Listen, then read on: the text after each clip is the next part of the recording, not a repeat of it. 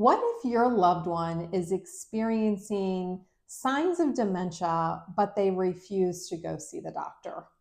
That can leave you with an array of emotions. You might be scared, you might be sad, you might even be frustrated, but you're not alone. Hi, I'm Andrea Bendig, a dementia nurse consultant, and I help families navigate the dementia journey with clarity and confidence. In today's video, I will show you what the early signs of dementia are. We will talk about why acting on those early symptoms and signs matters. And we're also going to talk about how you can encourage your loved one to get checked by the doctor without triggering fear or resistance. So, what are those early signs and symptoms that you're going to be looking for to determine if maybe your loved one should have a further evaluation? So, I want to review some of the common early warning signs.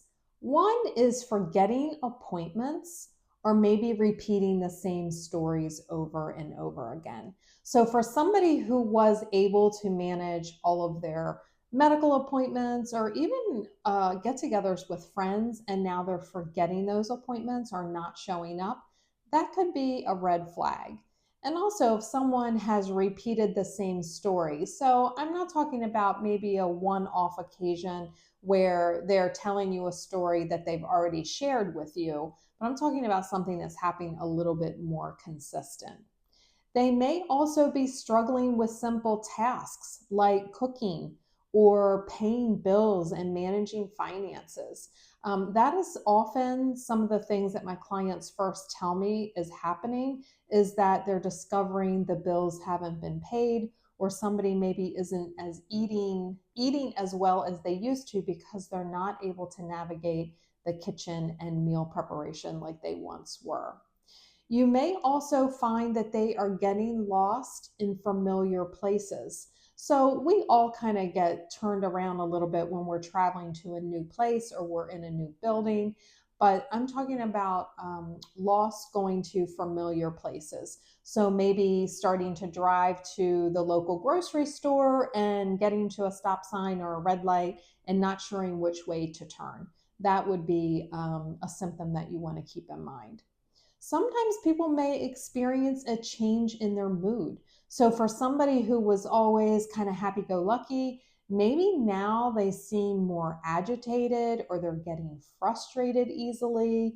They might even develop suspicious behaviors or paranoia where maybe they believe that somebody is stealing from them or watching them or maybe planning to do something to harm them. You may also see confusion about the time or place. And so we all use our cell phones at some point to look and check what today's date is. But I'm talking about something that's a little bit more concerning, where they may not know what month it is, or they may not know what day of the week it is. It's okay if they don't know today's exact date, right? Especially when people are not working, we all lose track of what date it may be. But I'm talking like the day of the week. So they should know that today is Tuesday as opposed to Saturday. They also may be confused about where they are or what is the purpose of being somewhere. And again, I'm not talking about when we walk into a room and we get there and we say, oh, what did I come in here for?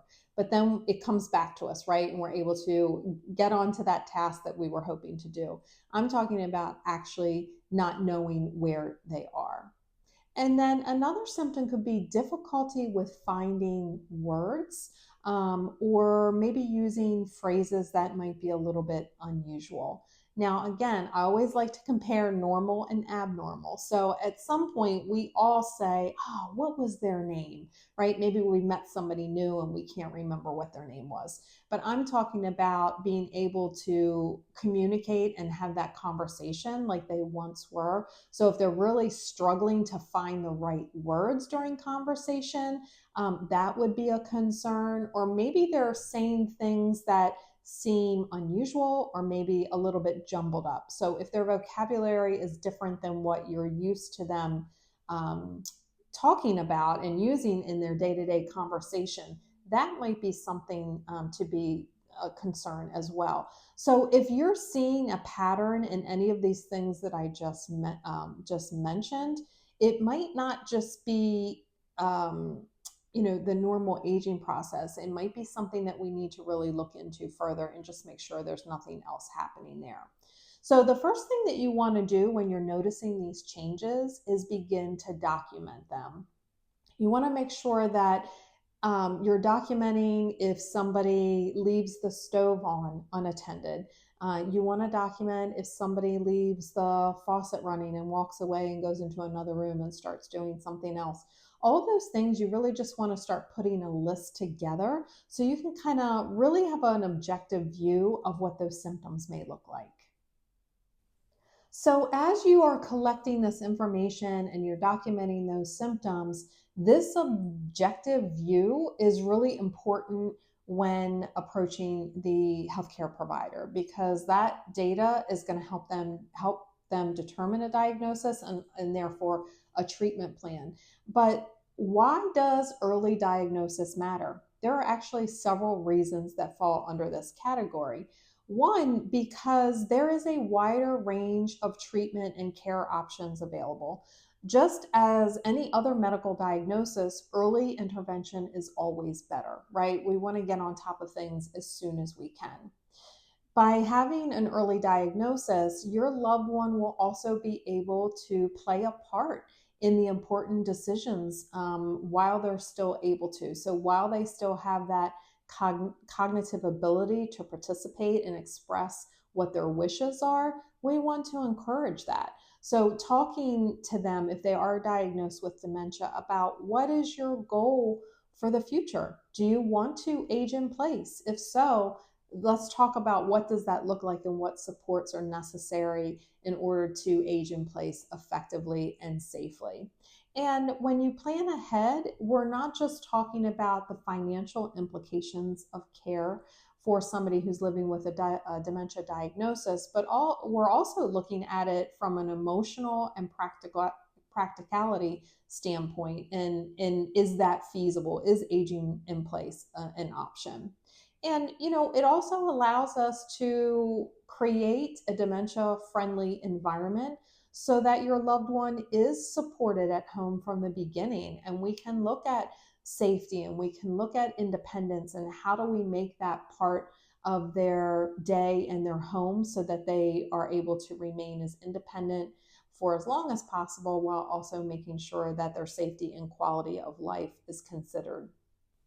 So now that we've kind of talked about the symptoms of early dementia and why it's important for an early diagnosis, how are you going to get your loved one to the doctor? Especially if they're saying that maybe there's nothing wrong with them. And I work with several clients who do not feel or do not see that they're having a change. It may be that they really don't notice it. It could be that they're in denial. But I also have clients that I work with that say, yeah, I'm having some changes with my memory and I want to get checked out. But if your loved one is refusing or doesn't want to go to the doctor or the healthcare provider for an evaluation when it comes to dementia, there are a few things that we can do because this is usually where families get stuck. Well, my loved one doesn't want to go. I can't force them. How do I even bring this up without upsetting them, right? So let's start by talking about things that you don't want to say. So you don't want to say, you're forgetting everything and you need help. That automatically puts somebody in a defensive response. So that's not going to work well. You certainly don't want to tell somebody that you're acting crazy, you're not acting like yourself. Again, that just has a very negative tone, and you're not going to get a good response from that. And you also don't want to say you need to get tested for dementia. Unfortunately, dementia has a very negative note around it. And so when people hear that word, it really just puts them at a standoff standpoint, right? So they're not going to happily just walk into a doctor and say, yeah, I'm here to be tested for dementia. That's usually not the way it goes.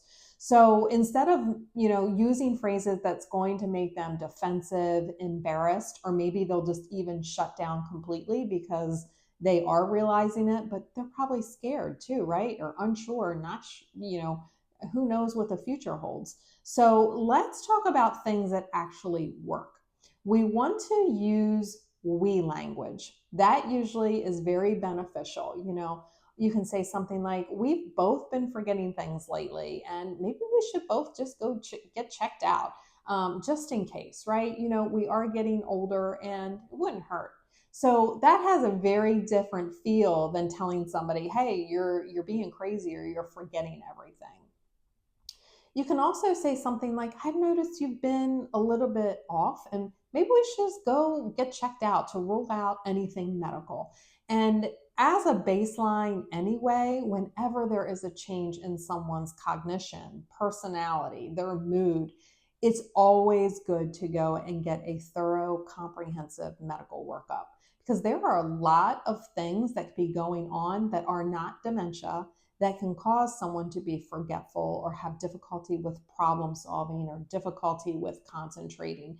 So you can approach it that way too. Hey, we're concerned about your health, and let's just get it checked out.